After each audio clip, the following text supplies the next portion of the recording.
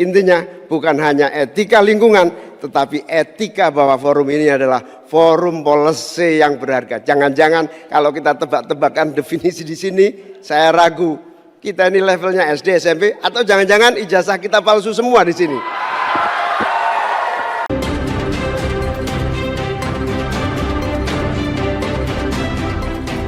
Terima kasih, Anda masih bersama debat keempat calon wakil presiden pemilu tahun 2024. Dan kini saatnya kami undang kembali ketiga calon wakil presiden kita untuk kembali menuju ke podium. Silakan Bapak-bapak.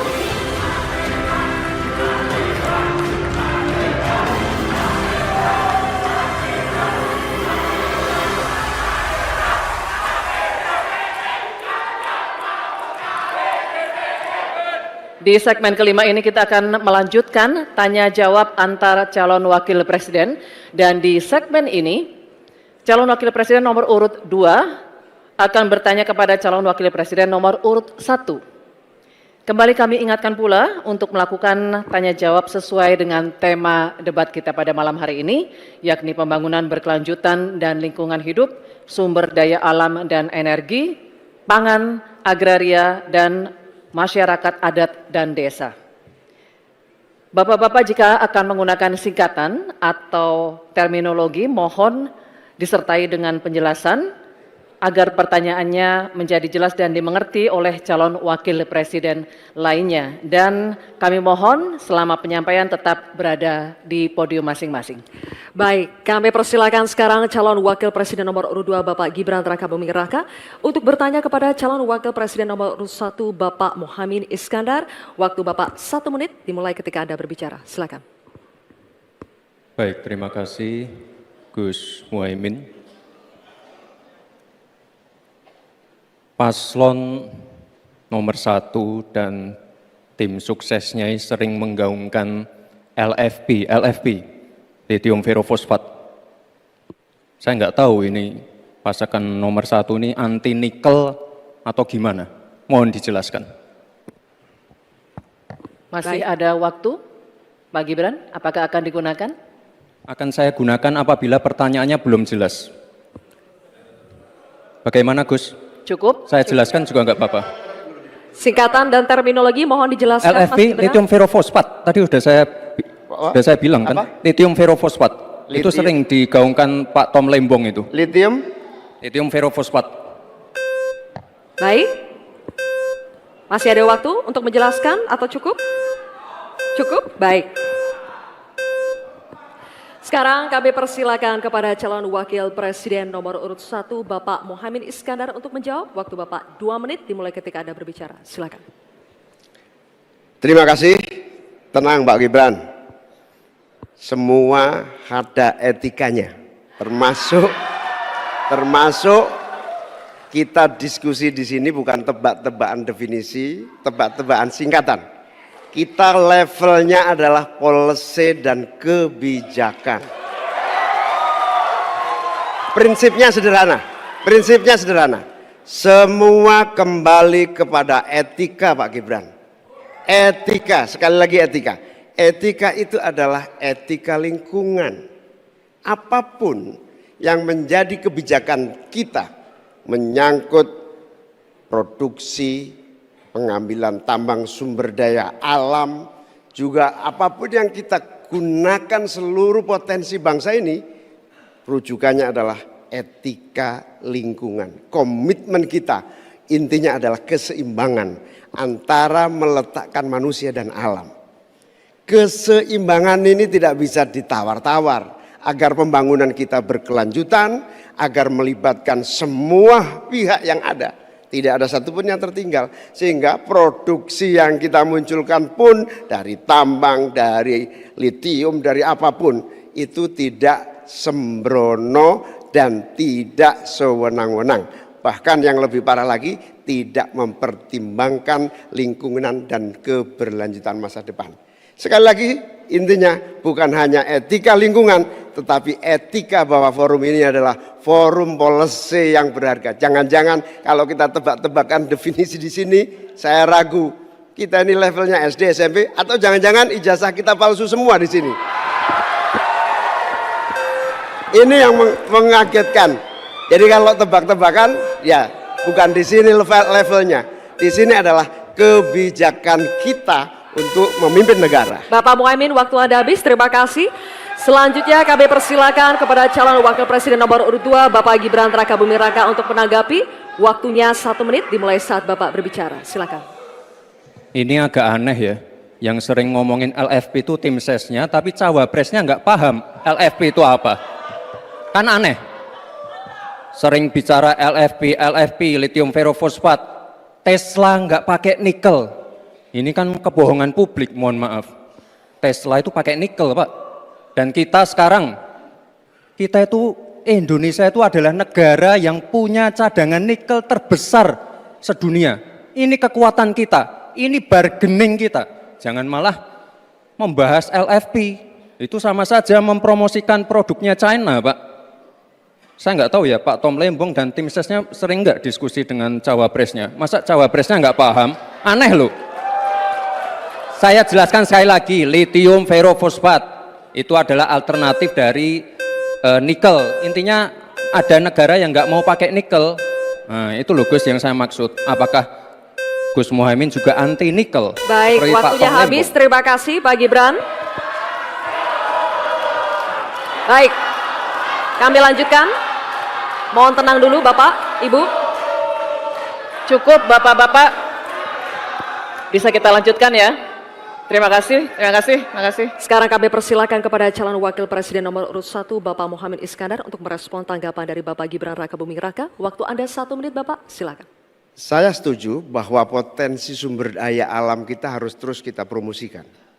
Tetapi harap dicatat, gara-gara kita mengeksplorasi nikel ugal-ugalan, lalu hilirisasi tanpa mempertimbangkan ekologi, mempertimbangkan sosialnya, buruh kita diabaikan, malah banyak tenaga kerja asing, dan juga yang terjadi korban kecelakaan.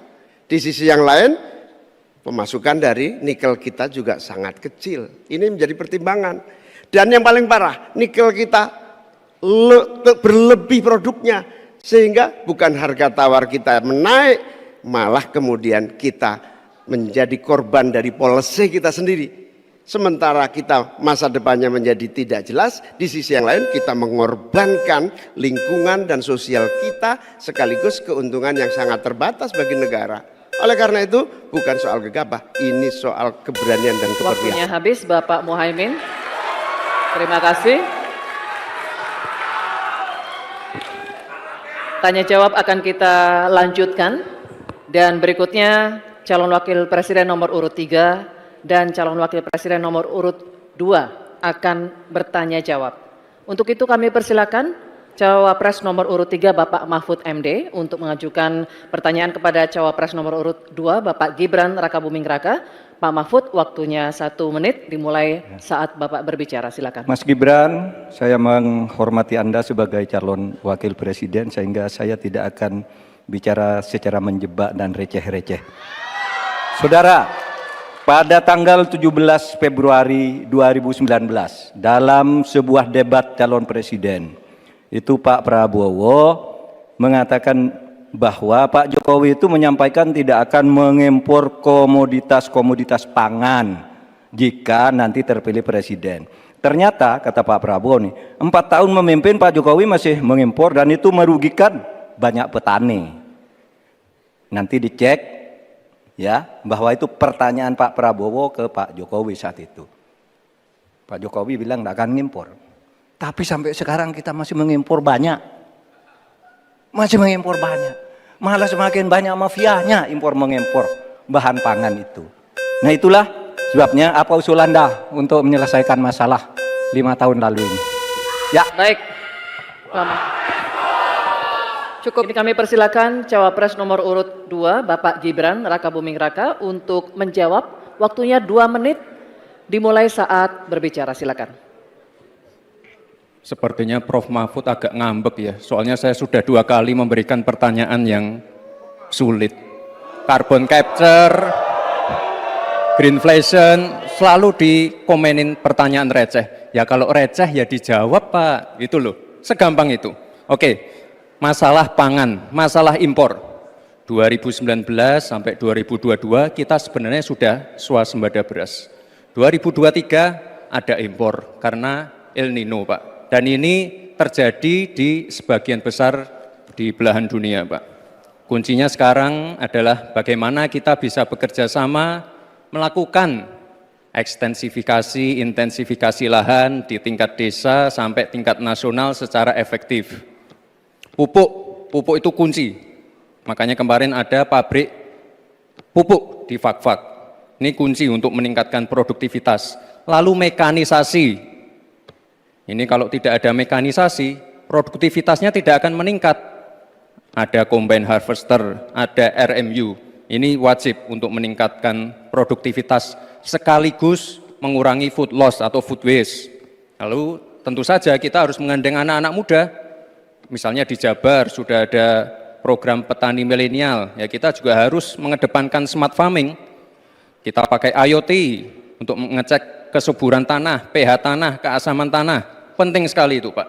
Lalu kita pakai drone untuk menyemprotkan pestisida.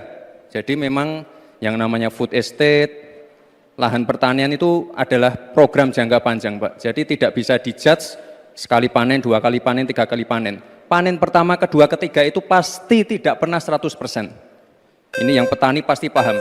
Baru nanti panen ke-6, ke-7, ke-8 baru akan kelihatan seperti apa hasilnya. Itu, Pak. Terima kasih dan mohon maaf sebelumnya, Pak. Waktunya habis. Terima kasih. Cukup. Bapak Ibu cukup. Baik, kita lanjutkan dulu. Saatnya calon wakil presiden nomor urut 3 Bapak Mahfud MD untuk menanggapi. Waktunya 1 menit saat Bapak berbicara. Silakan. Pertanyaan saya bukan itu. Pertanyaannya itu, dulu Pak Prabowo bertanya, katanya Pak Jokowi tidak mau ngimpor beras. Lalu sekarang faktanya, per hari ini, catatan data ini harus dibaca ini. Impor kedelai 2 juta ton, susu 280 juta ton, gula pasir 4,1 juta ton, beras 2,8 ton, daging sapi 160 juta ton. Ini hasilnya seberapa dari hasil debat dulu yang tanggal 17 Juli itu. Perkembangannya seberapa? Semakin banyak nih angkanya. Semakin banyak impornya, semakin terdiversifikasi juga, diversifikasi juga impornya dari data ini. Nah, oleh sebab itu kemudian secara lebih mendasar saya ingin menanyakan posisi Mas Gibran dengan penuh hormat. Posisi Anda sebagai wakil presiden, bagaimana tentang konsep Trisakti Bung Karno terkait kemandirian ini? Baik. Selanjutnya kami persilakan cawapres nomor urut 2 Bapak Gibran Rakabuming Raka untuk merespon. Dimulai dari saat Bapak berbicara, silakan. Terima kasih Prof. Mahfud untuk evaluasinya. Sekali lagi saya mohon maaf jika ada kata-kata saya yang salah. Tapi sekali lagi, ini harus kita evaluasi. Dan kita jangan memberikan narasi-narasi yang menakutkan kepada warga. Intinya adalah program-program yang sudah berjalan sekarang. Nomor 1 dan nomor 3 ini kan kompak. Food estate gagal. Saya tegaskan sekali lagi, Pak. Memang ada yang gagal. Tapi ada yang berhasil juga, yang sudah panen. Misalnya di Gunung Mas, Kalteng, itu sudah panen jagung, singkong. Itu Pak, cek saja nanti ininya, cek saja datanya. Intinya adalah warga jangan diberikan narasi-narasi yang menakutkan. Kita harus optimis, Pak. Bapak-bapak ini adalah calon-calon pemimpin, harus optimis. Jangan memberikan narasi-narasi yang menakutkan kepada warga dan masyarakat. Waktunya masih. Baik, waktunya habis. Baik, waktunya habis. Cukup, mohon kerjasamanya. Baik, hadirin sekalian, kita akan masuk ke sesi tanya jawab yang terakhir, yakni calon wakil presiden nomor urut 1, Bapak Muhaimin Iskandar, dan calon wakil presiden nomor urut 3, Bapak Mahfud MD. Bapak Muhaimin, waktu Anda bertanya 1 menit dimulai saat Bapak berbicara. Silakan. Prof. Mahfud yang saya hormati, calon wakil presiden, bahwa kita saksikan hari ini 9 tahun terakhir ini ya, kerusakan iklim, lingkungan hidup yang mengkhawatirkan, kemudian bencana ekologis, banjir, longsor, dan berbagai keadaan sulit lainnya terjadi. Ini bukan main-main, ini serius. Nah, kalau mau jujur, kiamat makin dekat ini. Kok dianggap biasa-biasa saja, gimana Pak Mahfud? Karena itu saya ingin menyampaikan data-data penting nih, catatan saya ini. Konflik agraria semakin banyak dan tidak diatasi. Petani kita semakin kurang memiliki hak atas akses lahan. Bahkan banyak yang masih 17 juta di bawah setengah hektar. Ini bukan soal nakut-nakuti, ini fakta yang harus kita atasi. Bagaimana menurut Pak Mahfud? Apakah ini kesalahan visi atau kesalahan kepemimpinan? Baik, masih ada waktu? Cukup? Oke, terima kasih. Selanjutnya kami persilakan kepada calon wakil presiden nomor urut 3, Bapak Mahfud MD untuk menjawab. Waktu Anda 2 menit, Bapak, silakan. Ya, data yang disampaikan Pak Muhaimin tadi sudah saya sampaikan di dalam opening speech, bahwa konflik agraria, Pak, di kantor Polhukam saja, itu sekarang 2.587 untuk ini. Apa? Untuk masalah Polhukam saja, belum yang laporan ke polisi, belum yang laporan ke BPN dan sebagainya, itu bisa puluhan ribu. Artinya data itu saya benarkan dan sudah saya katakan lebih dulu, sejak tadi. Nah, persoalannya sekarang, bagaimana kita mau menyelesaikan itu? Begini, dulu di zaman Bung Karno, itu ada undang-undang yang menyatakan bahwa tanah-tanah milik masyarakat adat itu supaya diberikan ke masyarakat adat.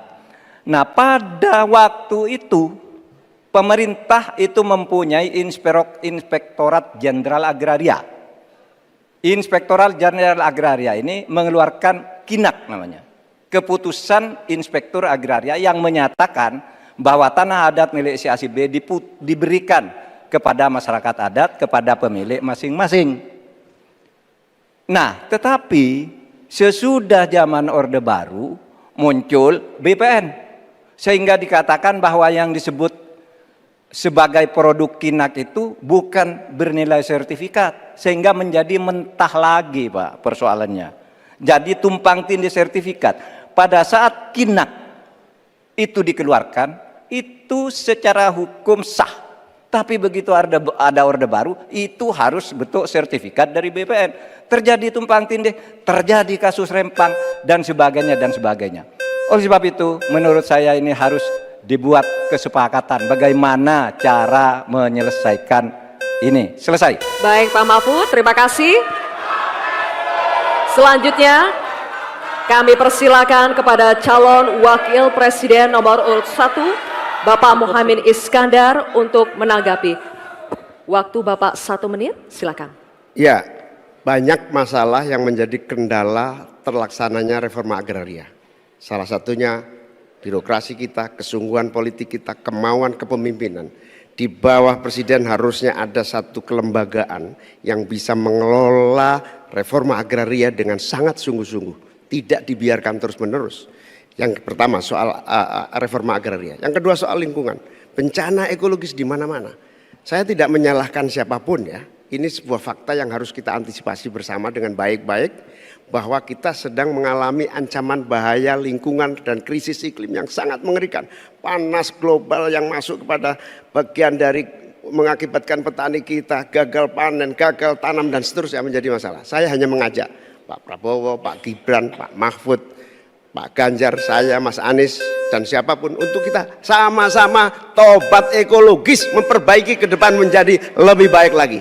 Tobat ekologis penting untuk masa depan kita. Baik, Pak Muhaimin, terima kasih. Sekarang kami persilakan kepada calon wakil presiden nomor urut 3, Bapak Mahfud MD, untuk merespons tanggapan dari Bapak Muhaimin. Waktu Bapak 1 menit, dimulai saat Bapak berbicara. Silakan. Setuju, karena yang diusulkan Pak Muhaimin tentang lembaga reforma agraria itu memang menjadi salah satu bagian dari misi kami pada tahun ini.